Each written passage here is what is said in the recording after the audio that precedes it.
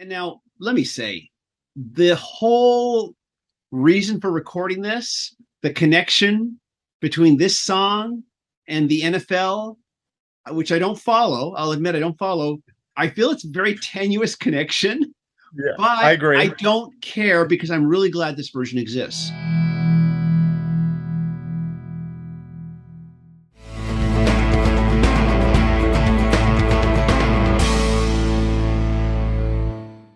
Hey, everybody. My name is Robert Kinsler, And my name is TJR. and welcome to the news.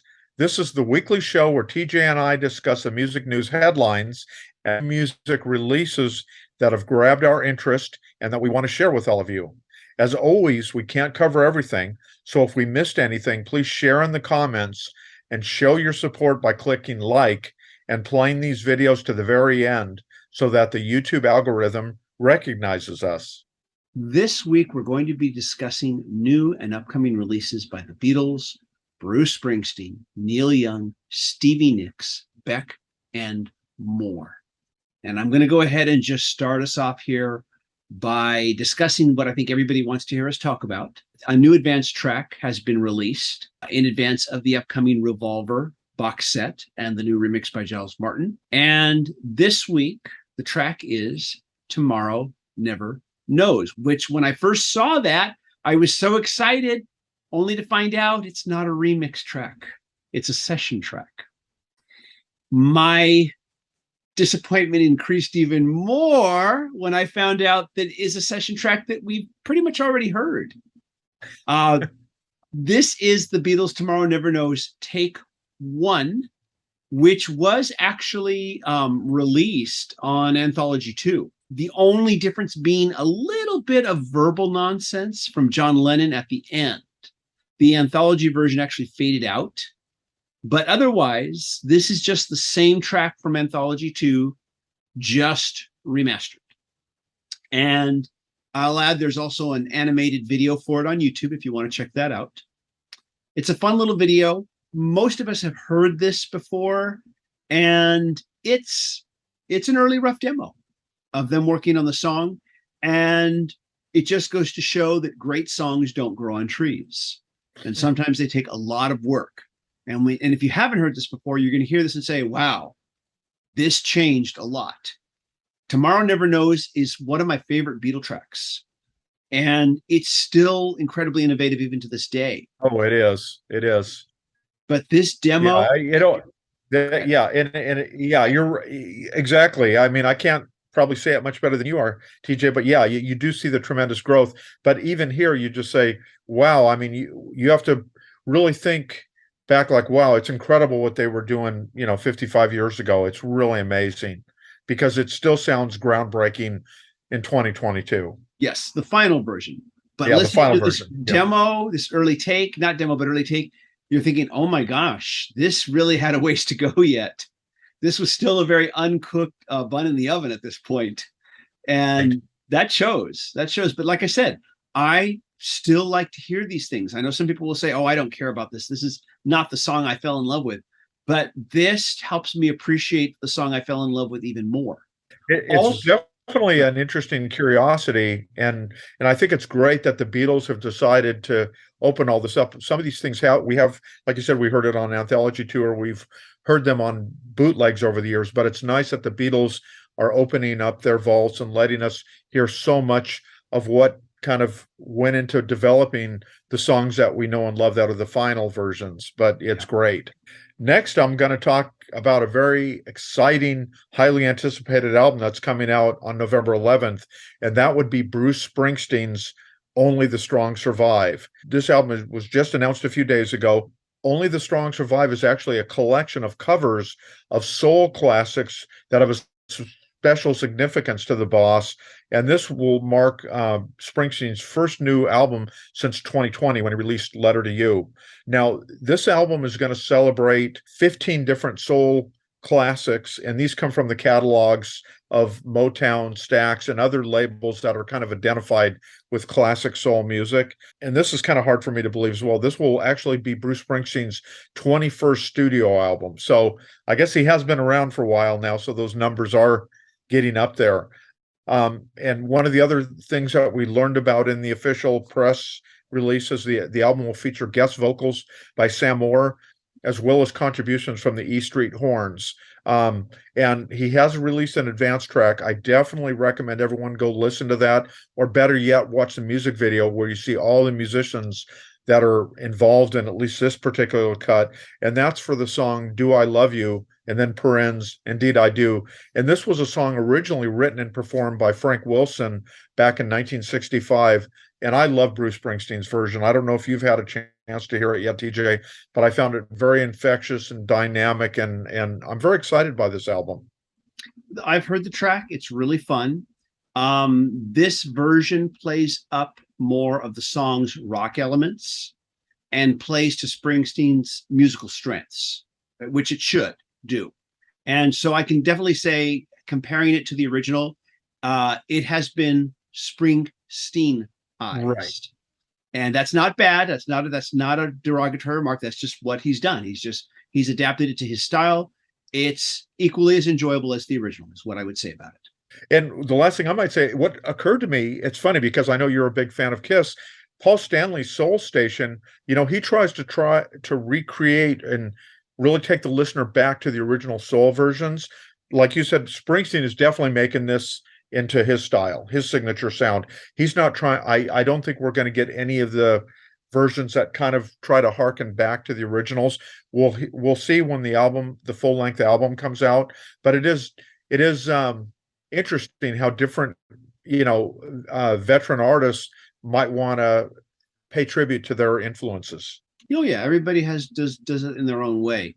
Paul Stanley tried to be as faithful as he could, but he did have slick modern production on it.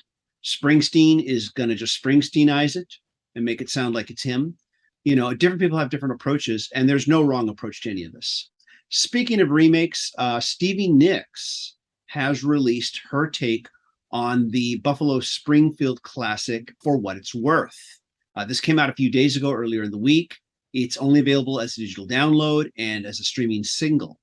There's also a Dolby Atmos mix that is also available. I'll read a little bit of what Stevie Nicks had to say in her press release about the track, and I'll give my own thoughts on it. Stevie Nicks shared her thoughts on the track on her socials earlier this week. I am so excited to release my new song this Friday, Nicks wrote in a handwritten letter posted to social media. It's called For What It's Worth, and it was written by Stephen Stills in 1966. It meant something to me then, and it means something to me now. I always wanted to interpret it through the eyes of a woman, and it seems like today, in the times we live in, it has a lot to say. I can't wait for you to hear it. So that's what she had to say about it. Myself, personally, I would say this is a mostly faithful cover. There is nothing really wrong with it, in my opinion, but I feel like it plays it a little bit too safe at times. That doesn't mean it doesn't have its moments. Its most consistent saving grace is Waddy Wachell's solid guitar work. Hopefully I said his name correctly. I feel like his guitar work does its best to give this particular version its own identity. But I still think that it lacks a certain amount of musical adventurousness to help set it apart from its original.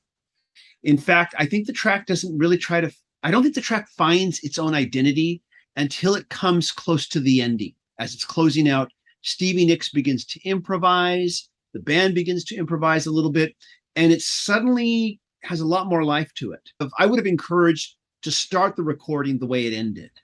Start it with some improvisation, start it a little more loose, then go into the song. That's what I would have recommended. But that's my thoughts. If you've heard it, please, like all these tracks, let us know what you think. Next up, we're going to talk about another exciting album announcement, and that's Neil Young and Crazy Horse are teaming up with Rick Rubin on a new album titled World Record. This album is coming out November 18th. The first advanced single is called Love Earth. It's a very laid back, lovely kind of country flavored song. I've only had a chance to listen to it once. It didn't grab me on a first listen, but I am very excited by this album. Neil Young and Crazy Horse laid down World Record live at Rubin's Shangri-La studio in Malibu, California. And according to a press release, the new album examines the state of Earth, its uncertain future, and even Young's relationship with cars. and that's on a song titled Chevrolet, appropriate enough. Well, if this track is any indication, then I'm going to have to agree. I really liked this track a lot. He is being preachy and literal on this track, and normally I don't like that, even when I agree with what the song's message is. But here, it's actually working. And I think it's because the track is so very laid back in its vibe. At times, it kind of reminds me a little bit, vibe-wise, of the song Always Look on the Bright Side of Life from the motion picture soundtrack to Monty Python and the Life of Brian. But the more importantly, I want to state about this track is that this track feels like classic 70s Neil Young to my ears. Anybody out there who doesn't like the new Neil Young stuff, like, I don't like this, I don't like the old stuff from the 70s, I'm hoping you will be pleasantly surprised by this one and that you'll like this one. Because I felt this track was a wonderful throwback to classic 70s Neil Young. And if I hadn't known better, I might have thought this was a lost 70s track. I do agree with this track's message. I just wanted to add that because it is a very, pro-earth, pro-climate message. I do agree with its message. I didn't know it was recorded live, though. That's interesting to hear about. Yeah, I know in the press notes, TJ, I'll quickly add, it says, like many of Neil Young's albums with Crazy Horse, it was recorded live. It was then mixed to analog tape at Rubin's California studio. And then I'll just read from the press release. To optimize audio quality, the vinyl edition of World Record will be released as a 3-sided double album with an etching on the 4th side. World Record will also be released on cassette and double CD, plus multiple digital platforms. So, no matter how you want to hear it, no matter what format, you're going to be able to listen to this album when it comes out in November. TJ, while we're on the subject of Neil Young, let's briefly talk about Beck's new cover, because Neil Young's classic Old Man, which is one of my favorite Neil Young songs. And Beck shared the mostly faithful cover of Neil Young's Old Man, released and the reason he's done that is it's actually to promote an October 2nd NFL game between the Tampa Bay Buccaneers and the Kansas City Chiefs. The reason is that line in the song 24 and there's so much more. I guess both Tom Brady and Patrick Mahomes, hopefully I say his name right, both won their first Super Bowls when they were 24. So I guess that there's Beck, the thoughtful musician and kind of architect of sonics, I guess he I don't know who came up with it, but anyway, I do really like the version very much. It starts out pretty much faithful to Neil Young's, but then it does have that part where it kind of swells up. He adds some vocals and makes it kind of his own. Yes, I definitely will agree with you. I mean, and now let me say, the whole reason for recording this, the connection between this song and the NFL, which I don't follow, I'll admit I don't follow. I feel it's a very tenuous connection, but I agree. I don't care because I'm really glad this version exists. Unlike what I said about the Nicks version of For What It's Worth, I felt like Beck at the opening, very, very close to the way to the Neil Young version, but then he began to add elements as the song progressed, enough elements to where it began to set apart from the original version. It wasn't just, it wasn't played completely safe. It is a mostly faithful recreation, but he adds just enough textures, cool and interesting textures, to set it apart and make it different. And of course, his vocal delivery is different too, as well. Right. Very different. Yeah. Before I hand the mic back over to you, TJ, I want to talk just briefly about Alex Chilton's Live in London Encore Edition, which is set for release on November 25th. Now, not everyone out there will know who Alex Chilton is, but he was kind of like the leader, kind of the founder of Big Star, which was a very influential power pop band that unfortunately they never got their big break because of some things with the industry and distribution. What's happening is in 1980, he performed several dates, and a number of these recordings are going to finally be released coming up in November. Very exciting.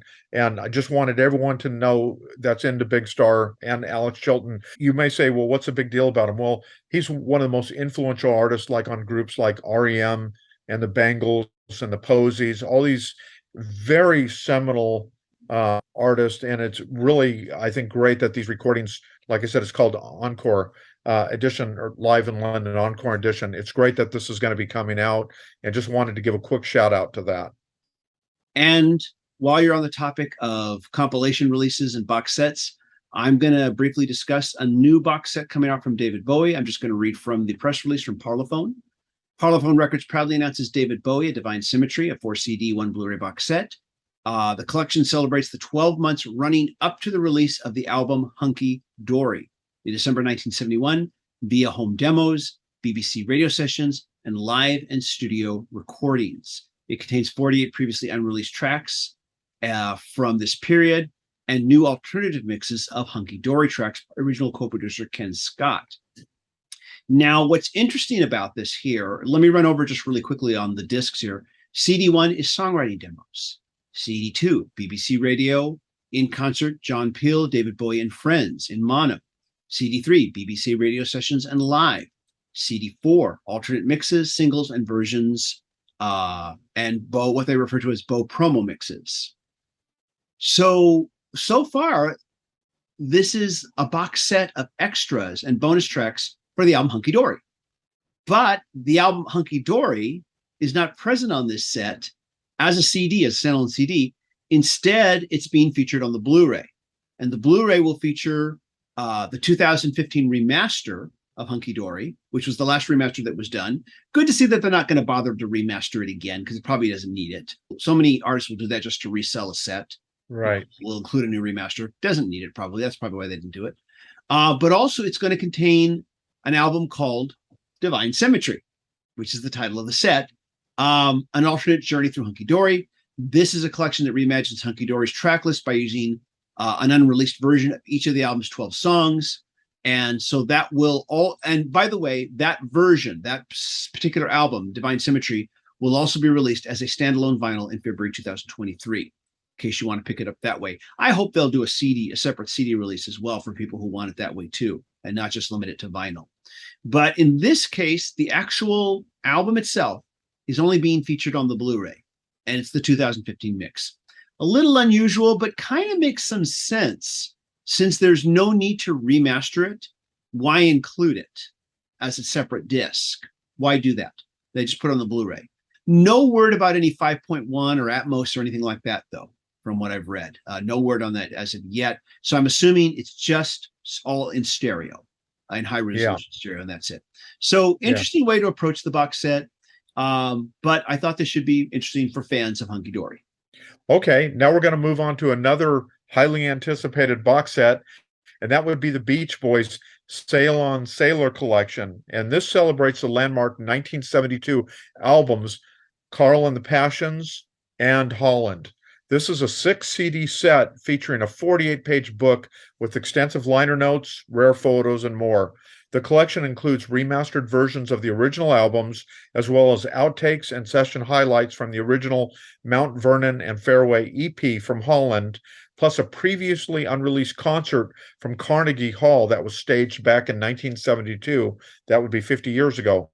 Also included are dozens of studio and live additional tracks, sessions, and alternate versions. And I'll tell you, the good news is the label did send me the full collection to review, so I'm going to be working up a review for this. I'm very excited. I just got it late last night, TJ, so I haven't even listened to a single track yet, but I will definitely be listening after the Feel Flows collection that came out. That was so mind-blowing. So, and I'm glad that they're giving the Beach Boys this kind of deluxe treatment. They definitely deserving of that. Awesome. Yeah, I'm sure we'll probably first see your review on your blog page, which is Music Worth Buying, where you review a lot of other stuff that you can't get to here on the channel. So do check out Robert's blog at musicworthbuying.com. And of course, look forward to hearing you talk about it here on YouTube when we get together in the near future. You got it. All right. Well, that's going to wrap it up for this week. And Let us know your thoughts on anything we've discussed today. Please let us know if there was anything you thought we should have talked about. Please bring it up in the comments so we can all read about it. And as always, if you like these videos and want to see more videos like this, please hit like, hit subscribe, and hit the bell notification icon so you never miss a video. A big thank you and shout out to the patron supporters. Patron supporters receive exclusive weekly videos not available on this channel and advanced looks at videos prior to hitting the channel, as they are this weekend, or actually as they did last weekend, I should say. They got to see the upcoming video essay I'm working on called The Best Beatle Parodies. But everybody, mostly we just want to thank you for hanging out to the end. We really appreciate that. Thanks for not leaving early. And we'll look forward to seeing you all in the next video. Bye-bye.